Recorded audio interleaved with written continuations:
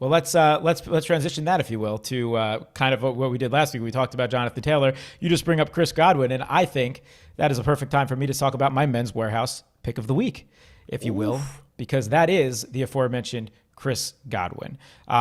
So yeah, I mean, Antonio Brown is maybe the obvious thing here. 11 targets, Gronk sideline. We know Tom Brady loves him. However, when this offense is really humming, it's that middle of the field Chris Godwin consistency that keeps it going. He's only 6,300, so in this type of week, he really fits into a bunch of constructions. If you really mess around, I was just starting to do it, and you take like a mid-tier stack with one price high price running back, even two mid-tier high price running back and a high price receiver, you're going to end up with that like 5,700 to 6,500 receiver in there. Chris Godwin to me might be my favorite of those guys. You just mentioned it. It's supposedly going to be his week this week. Brown had 11 targets. Evans got targeted a bunch. Evans is going to have the Xavier Howard shadow treatment. Dolphins giving up crazy pass my younger volume. brother goes to school down in Tampa, and he showed me a copy of the paper this week, and he opened it, and it just says it's going to be his week with a picture of Chris Godwin. That's on all the papers there. But we know it's true, right? When you called Mike Evans your men's warehouse pick of the week, again, a great call. It was his week. He was due. Brady likes to keep these guys happy. He does like targeting Godwin a lot. Sometimes it feels like it takes the second half for Godwin to get there, but at 6,300 in a 29-point team total in a matchup that is probably better than people are realizing it is, but I'm saying I'm expecting better than the field to actually realize. I like Godwin a lot. I think he's going to fit into a lot of constructions. And, he still has that wide receiver one upside, assuming, Xavier Howard give Mike Evans fits. I think Antonio Brown and Chris Godwin will be heard from, but I just have that. Have that feeling. I like that Godwin upside. I think it's his week. I think Godwin goes out for 24 plus points this week. Give me Chris Godwin. Okay, so my men's warehouse pick of the week, I have a feeling, Gary, you're not going to like the way my team looks, and this guy's going to be a part of it. I'm going with George Kittle, who's coming in at a clean, cool 5,600. So there's a couple different ways you can look at this. You can even say he's due. You can say that he was just a hair away from scoring that touchdown last week until Jamal Adams forced the ball from him. But as this season progresses, he's still being utilized. He just hasn't quite had that breakout game. And in a game against the Cardinals, where one would assume there are going to be a lot of points needed, whether they're ahead or trailing, the foot's going to have to be on the gas. And who helps a rookie quarterback more than the tight end? Now, I know this is a wacky quarterback who wings fastballs in there, but still, if there's going to be somebody they could quickly scheme to get the ball into his hands, it would be George Kittle. So I'm not going to explain anything. It's not like he's lost any abilities. He's still running routes deep down the field sometimes, straight down the pipe, straight down Broadway, and this is going to be the week he catches one of those. I'm taking George Kittle for over 100 and a touchdown. And for tight ends, that's really saying something. So give me George Kittle as my men's warehouse pick of the week. You're going to like the way he looks. I guarantee it. We do guarantee it. A quick funny note about the men's warehouse pick of the week. Remember, not brought to you by Men's Warehouse. No. Instagram is confusing the fact that we're saying it and marking it as potential advertisements. And I have to appeal Instagram saying, you don't understand. It's a fake Men's House. And I'm bickering with an algorithm telling it to watch old Men's Warehouse commercials on YouTube. So just know that that's what I'm doing on my free time. We promise you it's not sponsored content. And honestly, if there's any kind of copyright infringement or anything like that, Men's Warehouse would be happy to get our publicity. I haven't seen a Men's Warehouse commercial since 2004. So since they fired that guy, me having to look up what the current status was with Men's Warehouse, I learned that guy was fired and his saying was fired along with him. And now that this fired guy, he doesn't care that he's loving that we're saying it. We're actually showing how important he was. We're quoting him, not Men's Warehouse. That's right. For our Men's Warehouse pick of the week. All right. All right, Gary. Go to our lineups. Yeah, let's go to our lineups. And I'm embarrassed to start with mine. So I'm going to ask you to start because Let's do it. You always are so approving of lineups. You're like a supportive dad.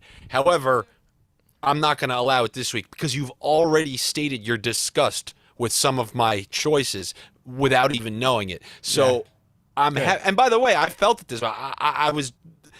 I hate my lineup this week, which means it's probably going to be my highest scoring. Well, you know what's So funny is I don't have the. You're right. I don't have the heart to say if I don't really love something. The first 3 weeks I really did like your lineup. Last week I actually did not love your lineup, and you beat me. So what is that to say? Who knows anything? Not me. But anyway, I'll start. We talked about this game already. Give me Daniel Jones, $6,000. Game script should go his way.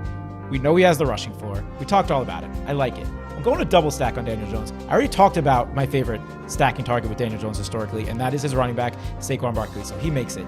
But I'm also going with John Ross, okay? 3,400. I'm expecting Sterling Shepard and the artist? Yes, that one. And Darius Slayton to be out again, okay? Now, if one of them plays, this is subject to change, but I don't think either of them suiting up again once this week.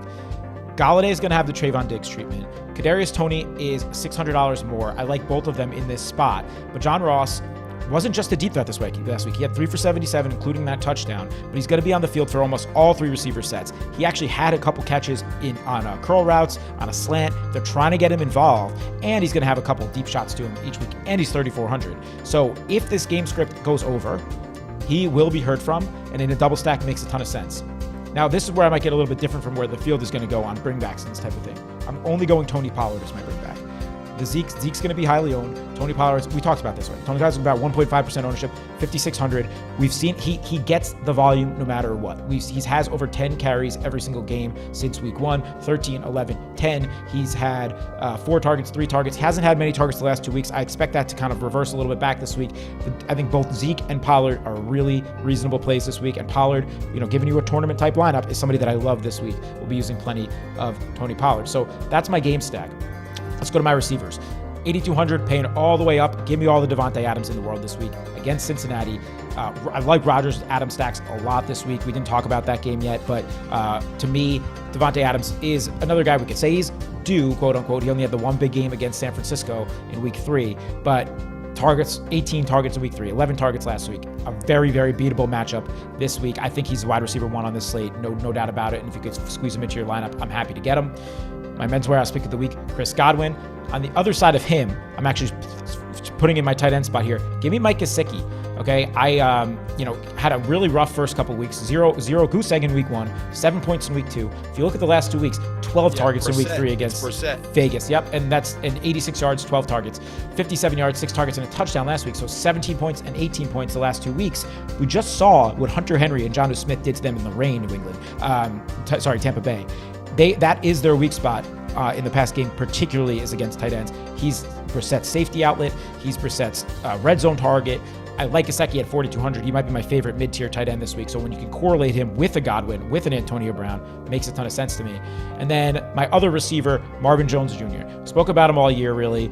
He's still underpriced, 5,700. Best matchup he's going to have all year. Tennessee's defense might be the worst in the entire league. They just lost DJ Chark. I also like Laviska Shenault, although the ceiling scares me there because he's never really shown it. But I'm really big on the Jaguars passing game and secondary stacks with guys like Hawkinson. If you want to pay up for Henry, I'm fine with it. But this game's going to be heard from as well from a DFS perspective. So give me Marvin Jones. And then, at what I have left is some money for my defense. So I'm going to take the Steelers at 3,300 against at home, going up against hopefully Drew Lock. Whomever it may be, it's kind of a juicy matchup there. So, that's my lineup. I got Daniel Jones to Ross and Saquon, Pollard on the other side, Davante Adams, Chris Godwin, Marvin Jones, Gesicki, and the Steelers defense. The Panthers acquire Stephon Gilmore in a trade with New England. That's interesting. Oh, really? Breaking. Ba-da-da. Yeah. What did they give up? Well, that's actually, that's a huge news because they lost their rookie J.C. Horn. People were talking about how that Panthers defense was a tough matchup. Then we saw what Dallas just did to them again. But if Gilmore's Gilmore, that actually really does make a big difference into how you look about Carolina from a fantasy matchup. No doubt about it. Yeah, it might be tough for opponents going in there in the future, like it's going to be tough for me this Sunday with my one guy that you won't be including in anything. Trey Lance, baby. And so I'm going to be using a method supposedly you're familiar with.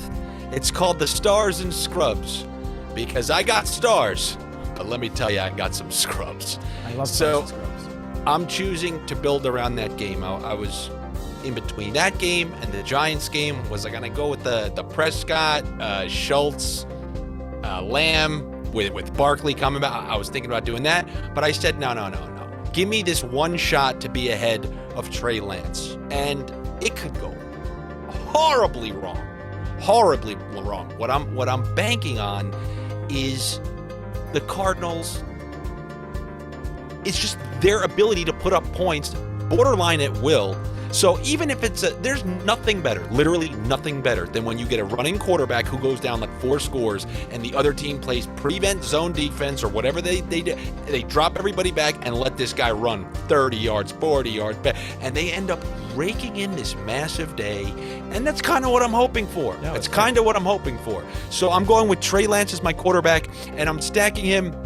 I honestly didn't want to do a double stack, but I don't know. I'm going all in with this team. I'm trusting Shanahan. He got RG3 to look good when he started. He looked like an accurate passer, throwing long touchdowns, and that's what he has the potential to do, especially with a rookie there isn't a lot of tape on. So I'm pairing him with my men's warehouse pick of the week in George Kittle, and also because it's so cheap and all it's going to take is one touchdown to really make it worth it, Brandon Ayuk.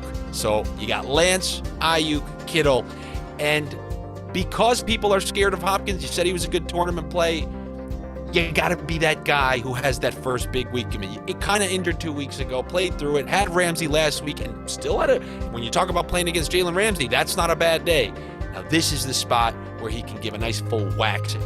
And just because he played bad last week, for me, this is going to be a Kirk and Hopkins. So I got a double stack with, is it called a double bring back? I got the lettuce and the tomatoes. Yeah, so I got lettuce, tomatoes, two. But this is you go to In-N-Out, then you got to work out for 4 weeks to work off these calories, all in one game. Then I'm also going with Saquon Barkley because they're ramping up that work. He's starting to look dynamic. If they can get him in open space at all, I am all about that. I haven't really mentioned too many scrubs, so here they come. I'm going with Curtis Samuel at the bottom of the basement, 3,000. He's bottom of the basement, but he's coming back to be that second wide receiver, and they're home against New Orleans. Now, I was going to pair him with one of the New Orleans wide receivers, Callaway, because it seems like he gets a couple deep shots, and Washington's defense been so bad that Callaway can probably have a decent day. So all of a sudden you have Callaway for like 4,600 and Samuel at 3,000. It gives you a lot of flexibility elsewhere. You know what I decided? I said, nah, and I just am floating Samuel out there by himself at a rusty 3,000 with the worst defense, according to Gary, the Washington football team. The good news is it left me all that money for Derrick Henry. There you go. So if I can reverse operate this here, Trey Lance, Derrick Henry, Saquon Barkley, DeAndre Hopkins, Brandon Ayuk, Curtis Samuel, George Kittle, Christian Kirk, Washington football team. Double stack, double bring back, random floater in Samuel with the defense, good floater in Barkley, and the monster in Henry. And that's my full lineup right there. So I actually do not hate your lineup in all in all seriousness. I can't speak. In all seriousness, I really do not. Trey Lance could make me look really, really stupid this week. And even if he doesn't, your logic makes sense with that game. I was choosing between the Dallas Giants game, like you talked about, and the Arizona San Francisco game. My other lineup that I had for you was a Kyler stack. And I decided to go this one, so I ended up with nothing of that game. So that could really come back to haunt me. And what's going to be fun about this matchup between us two is you went all in that game. I went all in on the Giants-Dallas game. Those are probably the two most appealing overall game stacks on the slate. And then I went in on Adams as my high-up price guy. You went in on Henry. So, those are going to be the pivot points in these lineups. Yeah. You know who's going to be watching both of these games? The guy with the hat. These are his two favorite games. Right, exactly. He's going to have one on at 1 and one on at 4. Exactly. And yeah, I mean, I talked about liking Ayuk. I really do like Ayuk and Kittle this week. So I like all that. I actually didn't even realize that they somehow have Samuel at the bottom price again. He was 3,000 last week. I'm shocked to know he's 3,000. Yeah, because he had a few catches. Yeah, he had a few catches. He was big in my build last week just because of fitting. I want to credit somebody, a random guy, a DFS guy. I know I make fun of them a lot, but this is how bad. Sorry, DFS community, you're a bunch of unknowns out there. I don't remember your name, but whoever you are, guy, I'll try to find you and then post this on your page, and then you get pissed at me for calling you some random random guy, but then I'm not worrying about you saying something back because we know you can't say it, so you're gonna have to type it up like one of the nerds. So, but thank you for pointing this out to me, because if it wasn't for him, I wouldn't have seen it. So maybe other people won't see it either. Yeah, no, I mean, he'll get his ownership, but it won't be anything crazy. So, yeah, man, it makes a ton of sense. I think this will be a fun matchup because both of our lineups can completely implode on us, right? The Daniel Jones sample size could have been the one game as far as like the 400-yard passing, and Trey Lance, we have no idea. So, and Pollard, like I threw Pollard in there, like from the tournament perspective, it really could. Yep. Either of these lineups could end up scoring either like 100 points or 200 points. I could see it going either way. I want to remind listeners that if you you don't want to be close to the cash line. It means you're a nobody. You want to boom or bust. Okay? Like, there's a reason. You think I want to go all these guys in one game, but if you catch that right game, those ones that you see where it's like, oh my God, every week you see that game, you go, oh, this is the game. This is the game. It's just what, like week 1, the opening night, Tampa Bay Bucks, Dallas, Cooper going for 152 touchdowns. That's the kind of game you're looking for to win the millionaire. So when you see these games where we're stacking all these players, that's why. But the flip side is if we pick the wrong game, right. One more game that we forgot to mention, and I was going to bring it up if either of us had this in our lineups, and somehow it didn't end up. Yeah, go ahead. My guess is you have to mention Dalvin Cook being healthy going against Detroit. It's that game. It's that whole game. I mean, I'm going to probably sprinkle in some Cousins, which I don't love ever doing, but he looks pretty good this year. You bought that Quintez Cephas jersey 2 weeks ago, right? I love Cephas. No, I'm just kidding. But no, it's Cook. It's Cook if he's healthy. I mean, that's the best matchup he's going to have all year. But conversely, I love Justin Jefferson and Thielen this week, and I like Cousins. That game to me with Hawkinson or Swift bringbacks all make a lot of sense. So just don't ignore that game. I think it probably goes over. Jared Goff can move the ball in garbage time. And the Vikings the Vikings offense coming off that putrid performance last week is due in a division game and a fantastic matchup. So that was a hard one for me to leave out, and I think I might end up regretting it. There'll be a lot of that game to be heard from in DFS this week. Awesome. So don't forget those Vikings. All right, Gary, thank you so much. This is one of the times I don't feel super confident leaving the arena here. However, if life has taught me anything, that's usually a good sign. That's very true. All right, my man. Take it easy. Everybody, thank you for listening.